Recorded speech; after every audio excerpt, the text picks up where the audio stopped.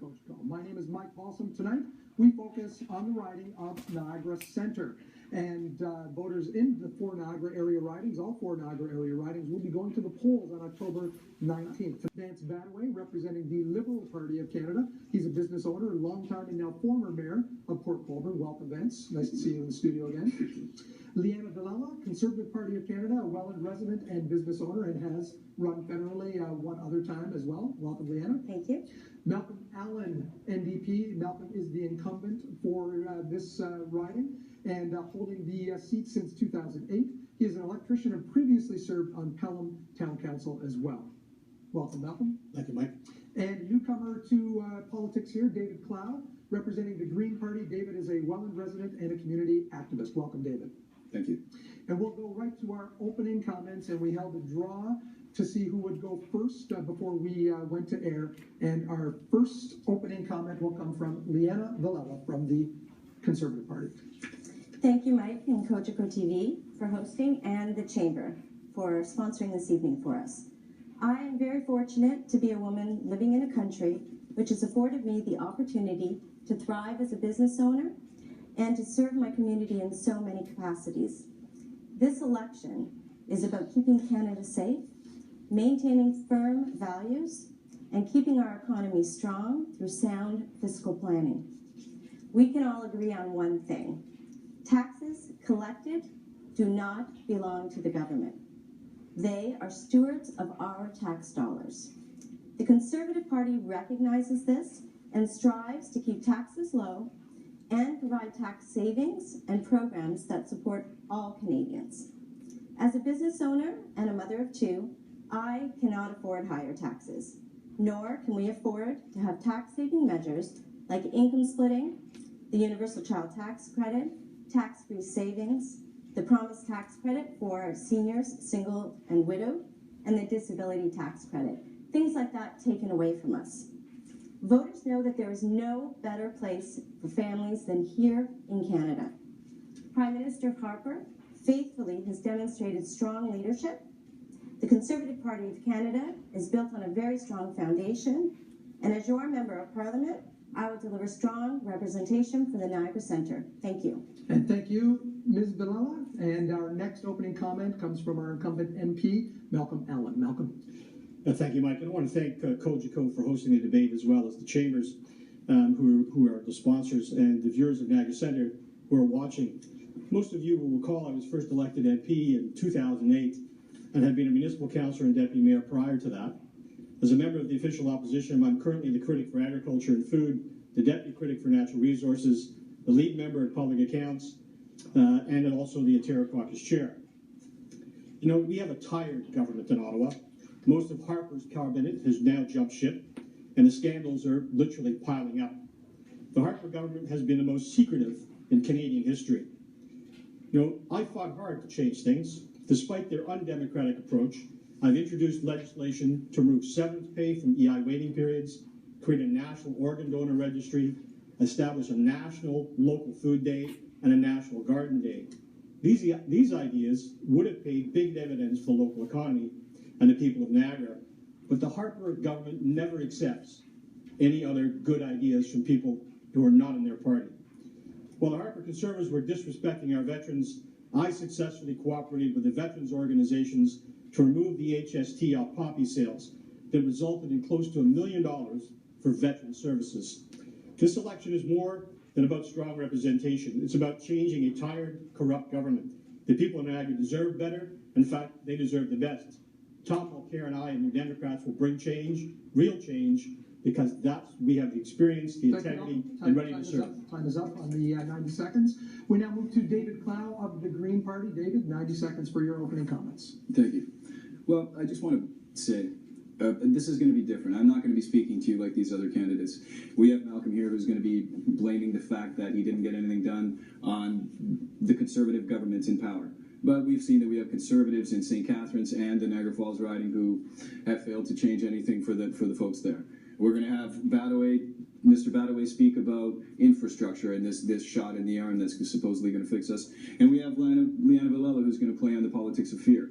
But none of these these things are going to be taking into consideration what we need to pay attention to here in Niagara. We're not supposed to be voting for a party. We're supposed to be voting for the person that we think will represent us here. We have a situation here in Welland, in St. Catharines, in Port Colborne, in Thorold that needs to be addressed. Malcolm Allen spoke about in 2006 the brownfields. This area has been a sacrifice zone for corporations that have come in, taken advantage of this community, left their poisons behind, left us with pulled pensions, and nothing was done about it. Well, there's a lot that can be done about it, and I'm going to be explaining that over the questions that we're going to be facing. I want to ask you all here tonight to see through this party talk and realize that it's all the same. We've been let down too many times by the parties in the past. We need regional representation, and I'm going to be that, if you'll all elect me. Thank you very much, Mr. Clow. And our final opening statement from the Liberal Party candidate, Vance Badaway. Vance? Well, thank you, Mike, and good evening, folks. This election is one of the most important in decades, and residents of Niagara Centre have a very important decision to make, a decision that will shape the future of our riding in Canada for years to come. This is a decision between more of the same inaction and lack of results, or a change that will see one of the most progressive agendas in recent history be put in place. Friends, I can tell you that this agenda is right for Niagara Centre and will finally deliver some of the needed results that our riding deserves. We have laid out, truly, a visionary plan that will finally turn things around for the residents of Niagara Centre. Our economic plan is the largest community investment in Canadian history, $125 billion over 10 years. It will have a direct positive impact on each and every one of you. It will also result in a balanced budget by 2019. Our plan for seniors is the most comprehensive being offered by any one of the parties here before you.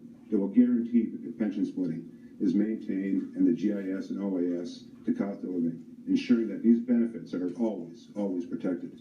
As well, we will provide direct assistance to at-risk and low-income seniors. Our party is committed to the next generation of young Canadians. We will invest $1.3 billion to youth training and retention strategies, ensuring that our youth are not only trained for the jobs of tomorrow, but can find those jobs right here at home.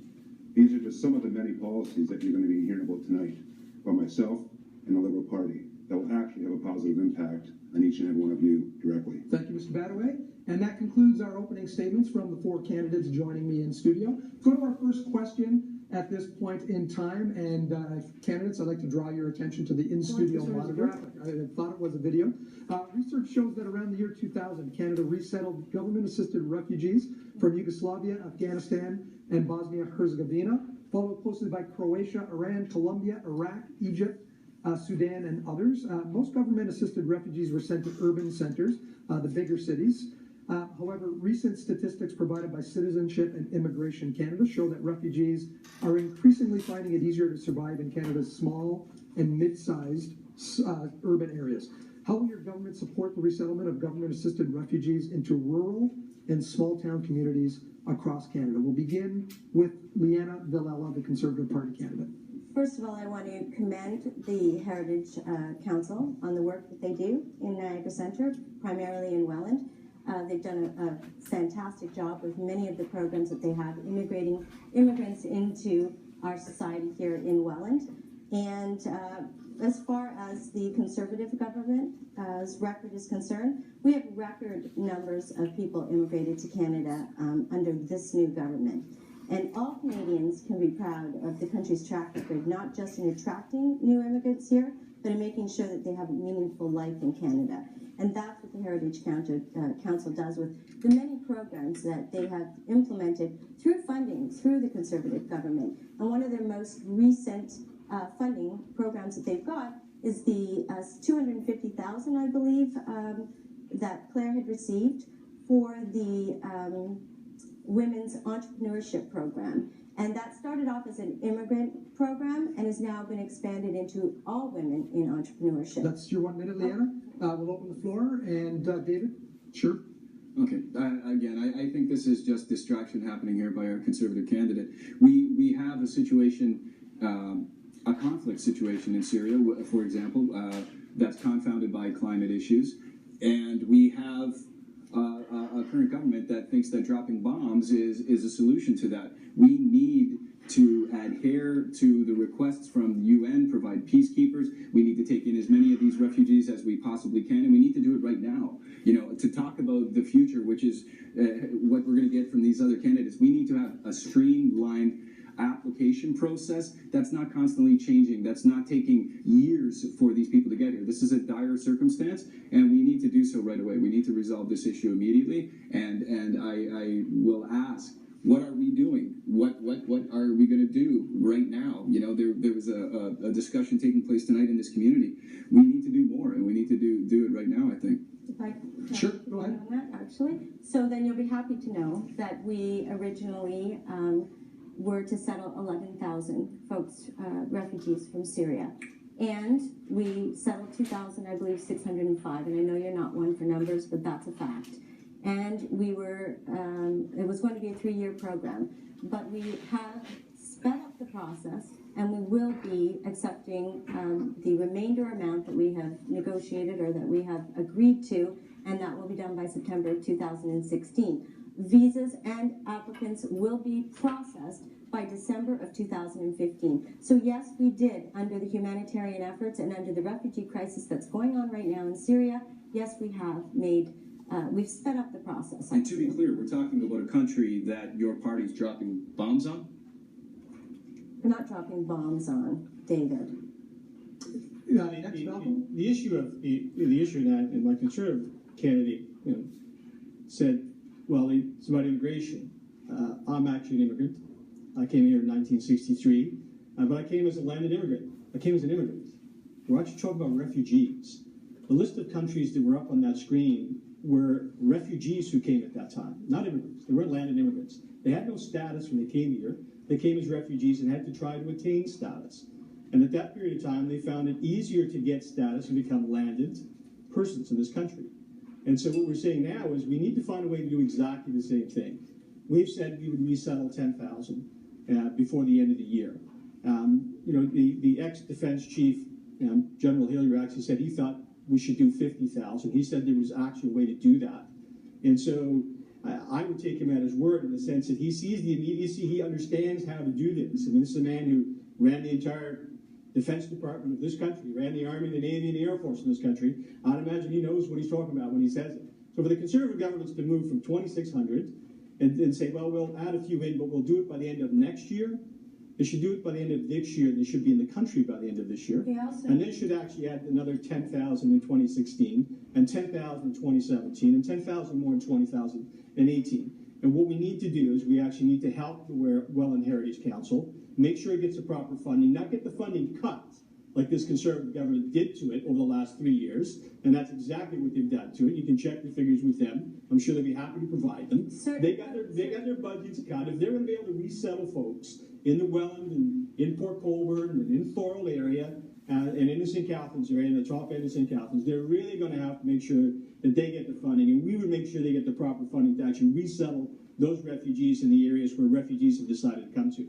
If I may, Mike. Really quickly, Vince, I want to wrap up this topic. Let's face it, quite frankly, there goes the what again instead of offering the how. You know, our government has already stated that we're going to bring in 28,000 refugees immediately.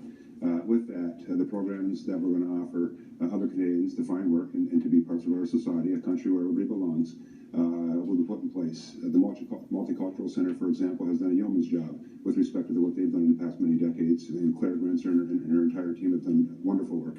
But I think the most important part of this is to recognize how Canada came to be.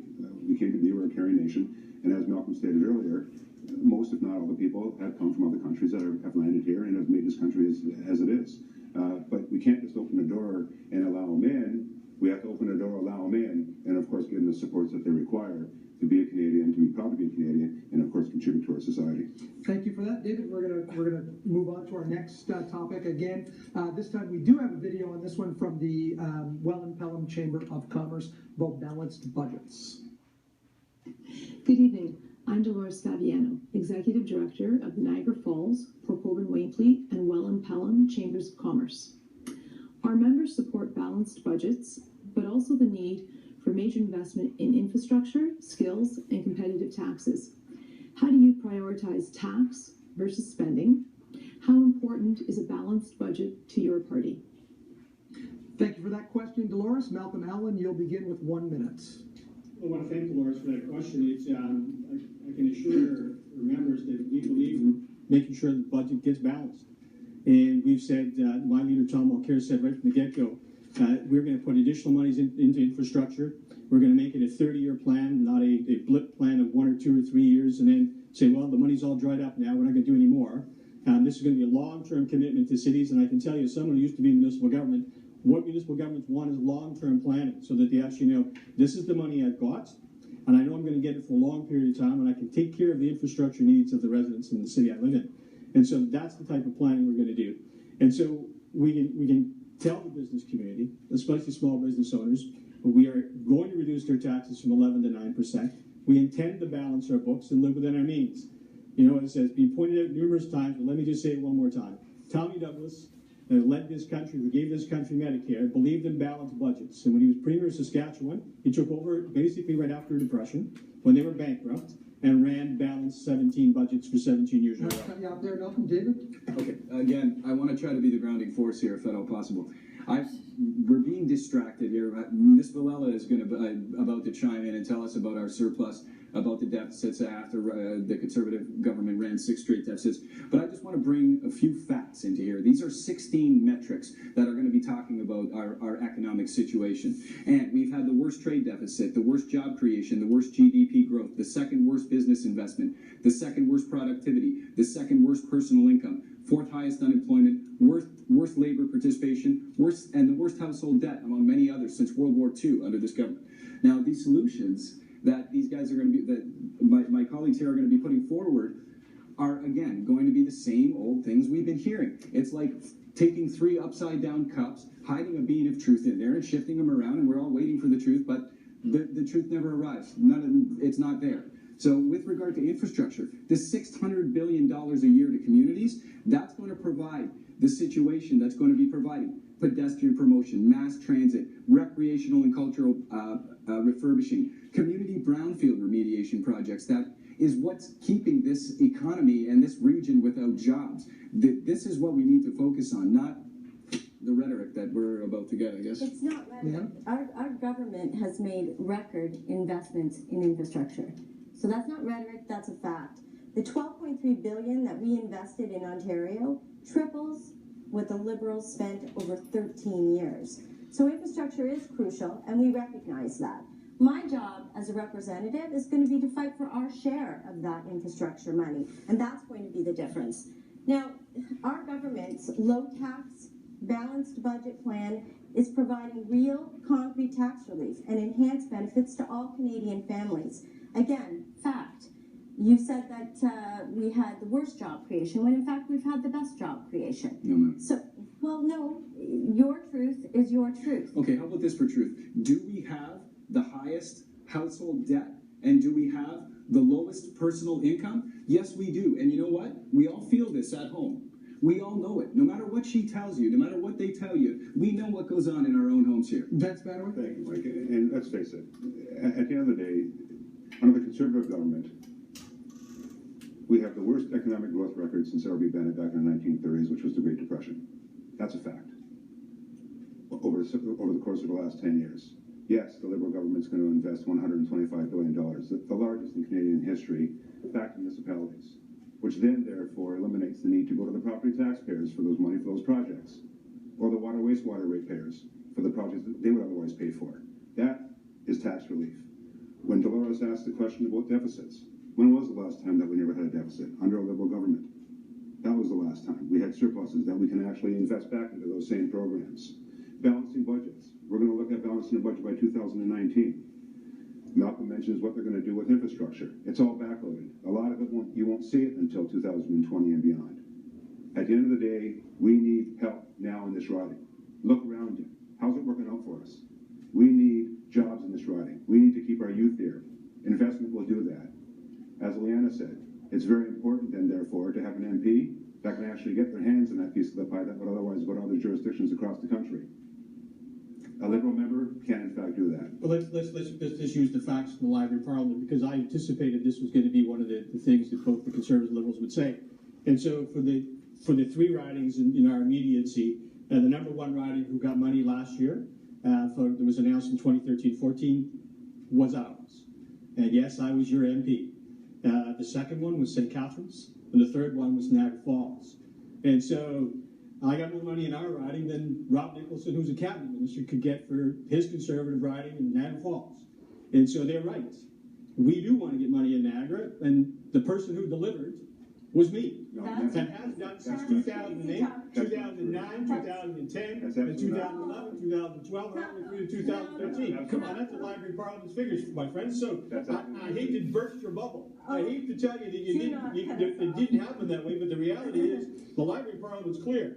The money that came into this riding, Yes, Niagara Center's riding. Yes, you're correct. Mark Mellon, you are absolutely correct. Money did come into the Niagara Centre riding, but for you to take credit for that is absolutely disingenuous. Absolutely. I worked behind the scenes, as a matter of fact, partially doing your job, but not getting paid for it, and worked hard with Minister Nicholson and MP Rick Dykstra. Amazing. When I sat down with Minister Baird and Minister Clement, and actually I don't remember you sitting in the room with me, but perhaps you were, and I just didn't notice you. But I certainly didn't see Mr. Badaway either. The bottom line is, when I actually proposed some of the projects who came from Port Colborne, when I took them to the minister, who was John Baird at the time in 2009, who was actually the person signing the checks, it was me and a young man by the name of Fred, who was my staff in Ottawa at the time, who sat down with Minister Baird and lobbied for their projects in Port Colborne. What And Mayor projects Sharp were those? project. Please ask There was what a projects. Port Cares project. There was the Valley Center got built. The Wellness Center got built. We literally redid Thorold Road. All of those projects. And listen, I'll give credit to the mayor. Okay, Mr. Allen, The mayor was I'm gonna actually cut this off here. I'm gonna just turn it to, no, I have to turn it to David to be fair, and David, can you wrap it up in about 20 seconds? Well, firstly, outside of my 20 seconds, I just want to ask again that we not speak over one another. It's inappropriate, and it doesn't get any of us anywhere, and it probably puts a bad taste into people at home's mouth. It does in mine. Now, we have a $123 billion infrastructure deficit. Let's focus on that. Wasn't what we were supposed to be talking about, not trying to yell over one another? Let's worry about that. Again, they're going to keep telling us about what they're going to do. And Mr. Allen, I'm not saying for one second that Mrs. Villela will do a better job than you, because she wouldn't. But when I ask people in this riding what they think an MP can do, they don't have any clue. They can't come up with one thing. Thank you. We're going to move on to our next question. This one from Kim in Welland. It's about defense spending. It's no secret that the aging fleet of CF-18 fighter jets needs replacing. Would your government support the replacement of this fleet with the F-35 program, or would you go forward with a different solution to replace the CF-18? So again, from Kim in Welland, and our first respondent for 1 minute will be the Green Party. David, back Wonderful, to you. thank you. Wonderful. I just watched the interview last night of Mrs. Villela telling us what a wonderful idea that was to purchase these new jets, and this was at the last debates, at the last elections. We know what a terrible debacle that situation is. These jets are not even functional. They can't even compete with jets with the jets we have now, from what I understand. It's just a waste of money. As I've alluded to earlier, dropping bombs does not stop terror. It just doesn't. We need to go back to our role. We've been known as peacekeepers abroad. We've been known as environmental stewards abroad. The Conservative government withdraws from Kyoto, shirks our responsibilities with the UN. This is not what we're known as Canadians. And you know what? The NDPs and the Liberals are going to do no better. There's slight variations from the Conservative platform, which has done nothing but been a detriment to this country. Next on this topic, CF-18s, Vance. Let's face it, we are the stewards of the public purse, and at the federal level, we have to take that very responsibly and have respect to those that we represent. With that said, this whole process has been, as was mentioned, just a debacle. It's been mismanaged, it's been expensive, and the process of procurement hasn't been done properly. And our government has been very clear on that, to ensure that if in fact we are going to look at any procurement process, not just with this F-35, but any procurement process, that it would be done in a proper manner, so that way the taxpayers get the best bang for their buck. That's where we stand right now. We're not saying we're going to scrap it all together. We're going to relook at it, and of course make the proper investments within the proper procurement process that those that elect us expect us to proceed with. Malcolm? Actually, it's unusual that my Liberal opponent would say that they haven't decided that. His leader actually said that he's no longer interested in buying the F-35. Said that today.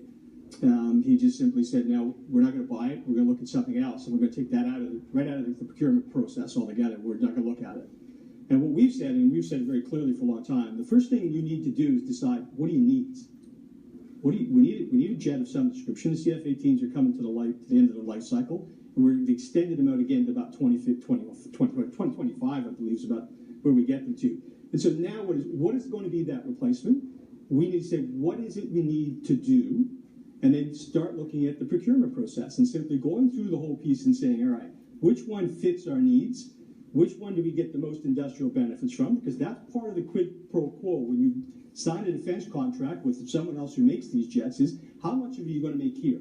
How many Canadians are you going to employ? How much money are you going to put in our economy if we buy those jets? And that's what you really need to start working on. So this process really needs to be at the very beginning, and that is, what are the needs of Canadians? You know, I can say, like I said on public accounts when we studied the F-35 report, it came back with a figure of $15 billion, and the Auditor General poo-pooed that around the block so many times and said, tantamount, basically, it was a lie.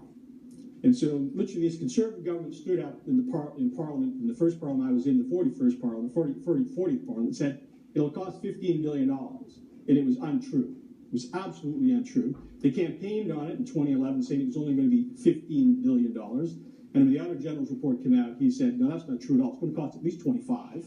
And if not, it's going to cost 44 if you actually take it out for 25 years. So the bottom line is, this is a plane that has been mismanaged from day one. It's a procurement process mismanaged from day one. We need to go back to the starting blocks and decide, what do we need?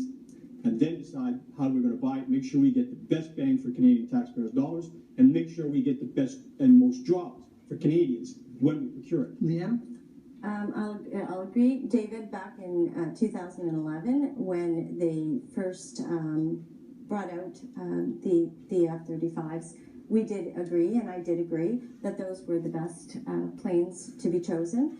And it came down to them looking at obviously many different factors. And in the end, that was the best plane that was going to be able to service our military in the best capacity. I'm not quite sure, to be honest with you, what the future of the F-35 is at this present time. What, did you want to intervene? Oh, sorry. So I'm not going to comment further on it at this point in time, but it is something I will certainly look into. Ben's last comment. so polite. I know, She was very polite. Well, I have to say, it's interesting that the NDP Canada has changed the tune of what Thomas Mulcair said back in December 10, 2012, whereby he said, if we don't buy the F-35, we still have, and we will have, acted as prudent administrators. That in itself says that they would scrap the project, and now, of course, a change of tune based on convenience with respect to what I'm sure is being heard out there during the campaign. But he is correct. You know, at the end of the day, it has been a mismanaged procurement process, and this is something that has to be fixed. And of course, with any procurement within the government, or business for that matter, due diligence has to be the number one priority, especially when you're looking out for other people's money. Okay, we're going to move now to our next question. Back to the video monitor for another question. This one from Lori Kleinsmith. Hi, my name is Lori Kleinsmith, and I work at Bridges Community Health Center. My question for the candidates is, 1 in 5 Niagara renter households are paying 50% or more of their income towards their rent.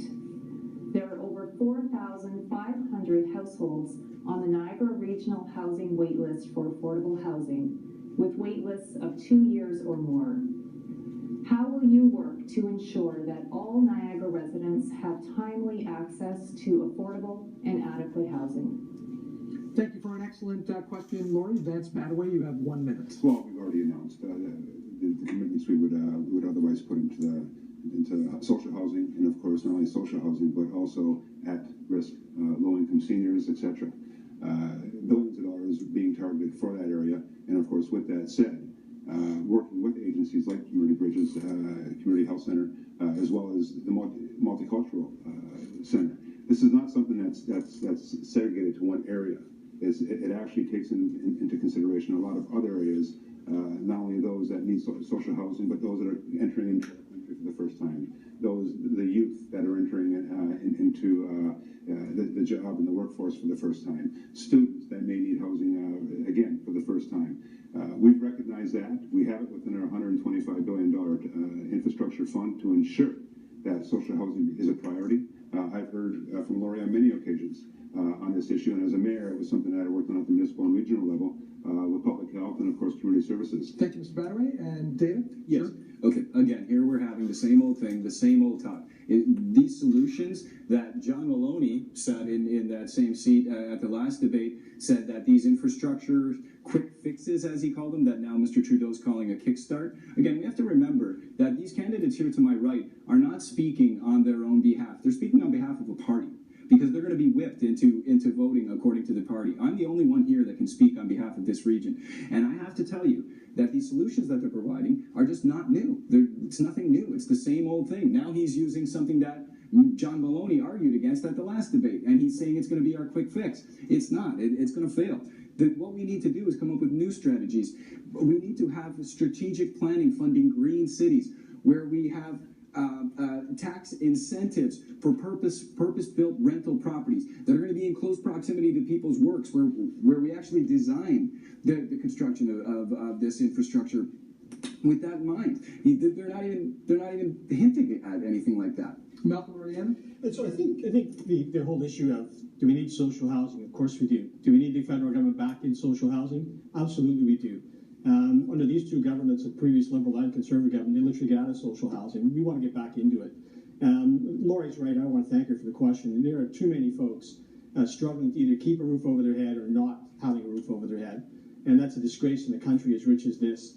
And so we need to find ways and make sure that money gets there. And as for would it be green infrastructure, I actually think we ought to take a look at best practices when we build new social housing. We ought to look at those type of greening. We ought to look at the LEED standards that you can actually do when it comes to new social housing. We shouldn't just build a house in social housing and just simply do it at a certain modicum of ability. We should do it to the best standards we can. This housing is going to be there for a long time. But again, it takes planning, and it also takes a long-term commitment. And that's exactly what Tom Mulcair and the Democrats have talked about. In social housing, it's a long-term commitment, because it's not going to get solved overnight. And I'll agree with David on this one. It doesn't get solved with a quick fix. It gets solved with planning. It gets solved with a long-term commitment. And it means putting money there, because that's what's going to build the infrastructure, as well as encouraging private investors to actually get back into social housing as well. We need to take the long view, and we need to get started, though. We can't simply say we're not going to start. Your turn, and let's take it home with your response here. Oh, okay. Social housing is a crucial issue here in Niagara Centre, and I'm not going to sit here and deny that for one moment. We have many people displaced at the moment, and we have emergency shelters that are housing, the latest statistics that I have, women have 685, children housed 155, women turned away 527, average length of stay 16 days. People don't have a roof over their head in Niagara Centre, and there should be no one here in Canada that doesn't have some form of affordable housing. Is there work to be done? Absolutely necessary. On a federal level, there will have to be something that needs to be addressed, but it needs to be worked in conjunction with provincial governments, as well as municipal governments, as well as, and this is so important, community organizations such as Bridges, such as the YMCA and the YWCA, and many other different organizations. And I think of a woman, Carol McPherson, something that I read recently, that was living on a park bench in Montebello Park. And I hope, Carol, you don't mind me mentioning this, but there was an article about you. And I kept that article because it touched home with me. And the help that she received through certain programs is what brought her into affordable housing. And affordable housing is what changed her life completely. So I want to say to the people of Niagara Centre that this is an issue that I take very seriously. Thank you, Ms. Villela. And our next question deals with tourism from the Greater Niagara Chamber of Commerce. Tourism, obviously a vital part of Niagara's economy. Niagara is known across the world as a top tourist destination, employing more than 33,000 residents in this region. Yet in recent years, Niagara's tourism industry has lost ground to more aggressive nations. In addition, the federal support of the tourism industry has declined in recent years. With over 12 million visitors to Niagara, what is the federal government's commitment to strengthen the tourism industry, and specifically through tourism marketing efforts? And Leanna Villela, we begin with you for 1 minute, please.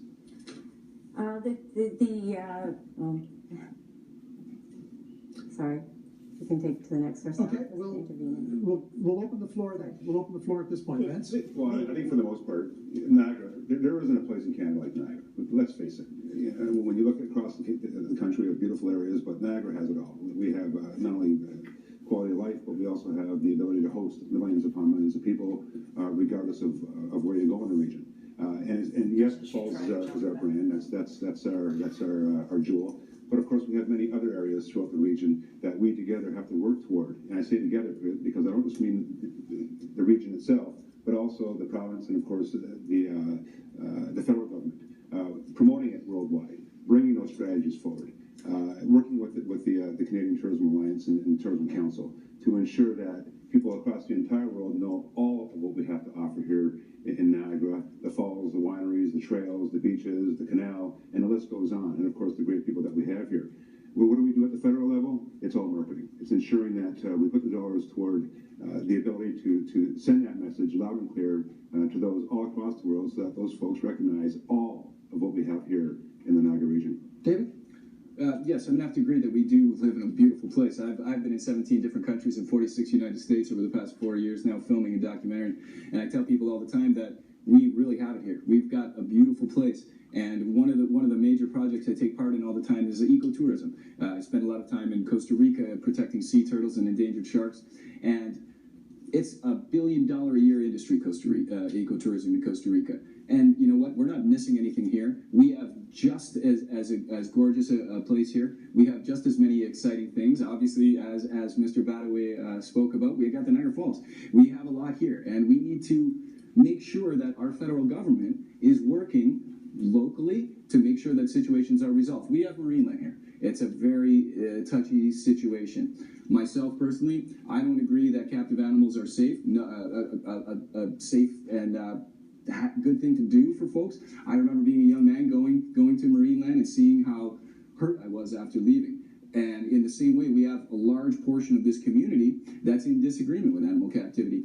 And then we have the owner of Marineland who's laying, slap lawsuits to try and prevent public participation. So we need to have a government that can step in and say to the owners of Marineland, if you want to transition towards something that's more sustainable, more amenable to the public participation, then we'll be able to provide federal funding to be a boost to tourism, because that ought not be a blight to our community as it is right now. No. And it's an interesting question because tourism is as has been pointed out, is a huge economic driver in this region. One of the things the Conservative government did was they took $20 million out of the Canadian marketing brand, and what Tom Mulcair said when he came to Niagara Falls was he was going to give that money back. And so, I heard, well, we have to market. Well, that's right, we do, but you need to be able to pay for the marketing.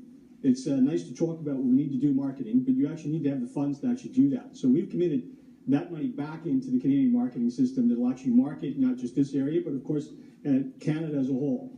Well, I think we would all agree this is a great country. It's a great country for folks to come and visit, and we just need to find more folks who want to come here and take advantage of all of the natural beauties and splendors that we actually have right here in Niagara for sure. It's not just Niagara Falls. It's not just the wine route. It runs right through the canal all the way down to the great shores of Port Colborne. And so you can come down to the southern shore, as the folks in Port Colborne will tell you. It's a great place to come and visit. And so we need to be able to enhance that marketing ability, and the way to do that is it's got to have money. The Conservatives decided to pull the money out, and we've said, no, that's not how we're going to do this. Then the results are quite evident. The visitations from the United States specifically are way down. And so we've said, you've got to put that money back in and start drawing those American visitors back into this country to make sure that when they come on a destination, Canada's at the top of their list. Yeah. I think you're incorrect, and I am a little off because I did have the figures with regards to the amount of money that we did invest to generate U.S. marketing towards U.S. visitors to Canada, and we recognize that that's a large proportion of the people that come and visit Canada. So I'm concerned about your figures about us cutting the tourism budget. I'm going to have to disagree with you on that. With regards to tourism in Niagara, obviously one of the most beautiful places in the world to visit, and to ensure that we can to continue to have people come and visit, we need to market it accordingly. And as I said, I'm sure that we have invested more money, and we have not cut money on that. And I am going to definitely research that and get back to you on that, Malcolm, because I have concerns about what you just said. Okay, we're going to wrap this up, Betsy. If you can do it in 20 seconds or quicker. But it doesn't stop there. It doesn't stop just with the marketing. You know, with the Liberals announcing the $125 billion infrastructure investment and economic investment, what it also includes is more. We can't be content with what we have. We have to build more. We have to fix more. We have to bring up the date more. So around the region, we have to invest in those infrastructure projects that, in fact, just make us a better place, a better destination. And with that said as well, an investment over $68 billion in transit, so that when people do come here, they can actually come here and move around, very similar to other big jurisdictions that have tourism destinations like Disney, for example. We have to be able to move these folks around when they get here. Bring and go here, as well as with GO, intermunicipal transit, so that these folks can move around very seamlessly from the falls to the short hills, to the beaches, to the festivals, to the events, to the grape and wine, and the list goes on. Transit is critical. We'll wrap that up right there at that point. It saddens me to say this, but this may be our last question of the evening. Some great talk, some great information from all four candidates here on all the topics tonight. This one deals with pensions and what we're looking forward to for retirement. The age of eligibility for old age security pension and the guaranteed income supplement will gradually increase from 65 to 67 over 6 years. That's 65 to 67 years of age, starting in April 2023. In addition, with the loss of so many good-paying long-term jobs over the past few years, many people are facing retirement without a secure pension. What will your party do to ensure that that our ever-increasing retirement age population will be able to live comfortably in their senior years? Coming from Eric in Welland, and 1 minute, Malcolm Allen. You're the first. Well, the first thing we've committed to doing is we're not going to let it go to 67. We're going to make sure that folks can retire at 65. That was an age that everyone accepted when they get into this game. We're going to continue to do that. You know, part of the reason that's never been articulated by this Conservative government is why. I can tell you when at public accounts, when I was sitting there and the Canada Pension Board Investment Board was there, and I asked them the question straight out, how much funding do we have in CPP? And they said 75 years. Which actually means my grandkids who are 2 and 4, they have a pension. And so that being the case, there's any reason to make it 67. It's sustainable at 65. We should leave it at 65.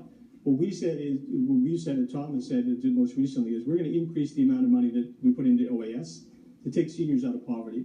It's a disgrace in this country that seniors who have worked hard, paid their taxes all the years, get into their senior years, and all they have to live on is their public pensions. Their public pensions to sustain them. There shouldn't be a question of living. That's your 1 minute, David. Yes, sir. Thank you very much. Okay, again, I think that this situation with regard to seniors is one that is not just for seniors. If there's not a livable income for everyone, then the seniors are going to be affected worse. Now, with regard to the jobs, we have no jobs here. We have low-wage, high-risk, precarious positions that we're forced into because of our debts, and we need to provide real jobs. Right now, we have a small amount of industrial land here, and they're brownfields, or worse, they're polluted. We need to apply to the federal government, make sure that they come in. While Mr. Badaway and Malcolm are bragging about the Valet Center, the company that owns Inco, we should be going after them, making sure this company has the worst modus operandi ever. It's an atrocious company as far as civil rights and environmental abuses go. And they do give money. If we go after them, we'll be able to get money. We'll be able to truly remediate this land. Bioremediation, phytoremediation, where we plant trees in the soil and other types of vegetation that can suck those metals from the ground and the poisons from the ground so that we can have corporations come back. No corporation will willfully take on the liability that we're offering them. We need to talk about real jobs, because if we have real jobs, then, as you pointed out in the question, they won't need to worry about pensions from low-wage part-time jobs, because they'll have real pensions. And these other candidates, they won't be able to speak for you here. We need to make sure that we have someone in that House of Commons who's doing what I'm doing right now, straight shooting and saying, where's our pensions? My aunt, whom I love very much, she is so prim and proper usually, and I also want to say hi, Mom, right now, and hi, Aunt, because I love you guys.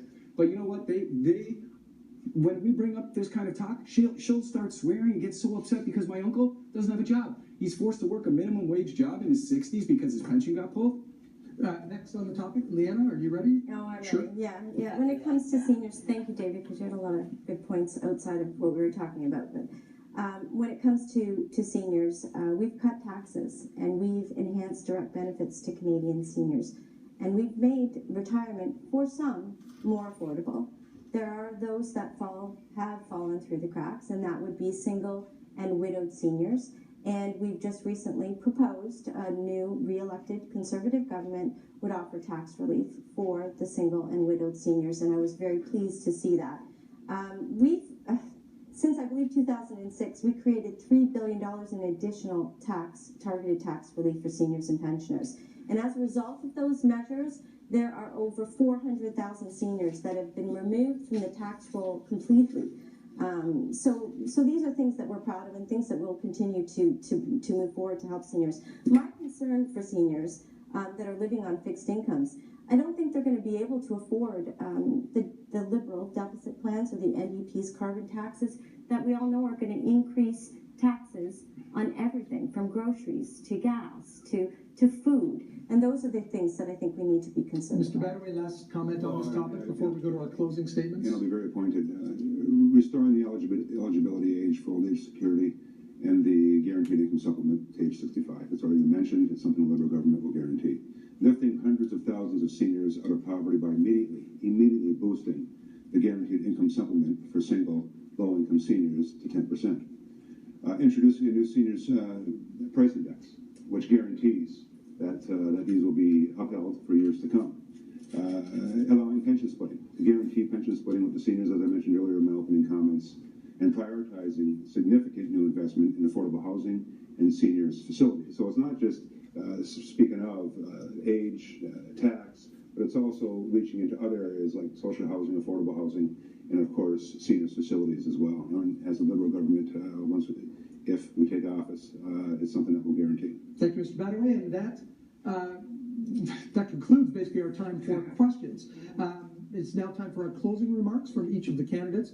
You each have 90 seconds to wrap up, and we begin in the reverse order from our opening statements, which means Vance Badaway from the Liberal Party, you are first. Well, thank you, Mike. And first of all, I want to take this opportunity to thank yourself and the Coach Co family for this great experience, and the candidates as well, to reach out to our citizens of Niagara Centre.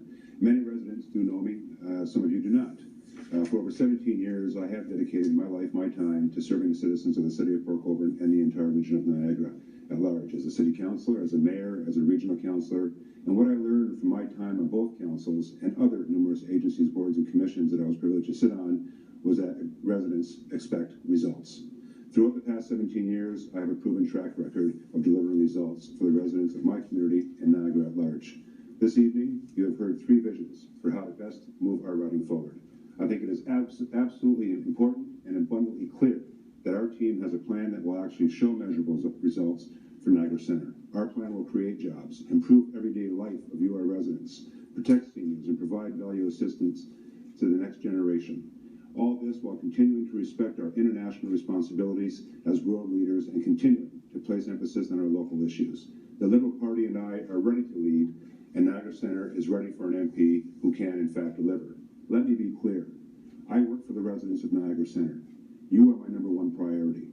As your MP, I will commit to maintain an open-door policy. No issue is too small, nor is it too complicated or large. If I can help, I will. The days of bringing home the party position and not placing our residents first is over. Thank you very much, Mr. Badaway. David Cloud, Green Party candidate, you're next. Okay.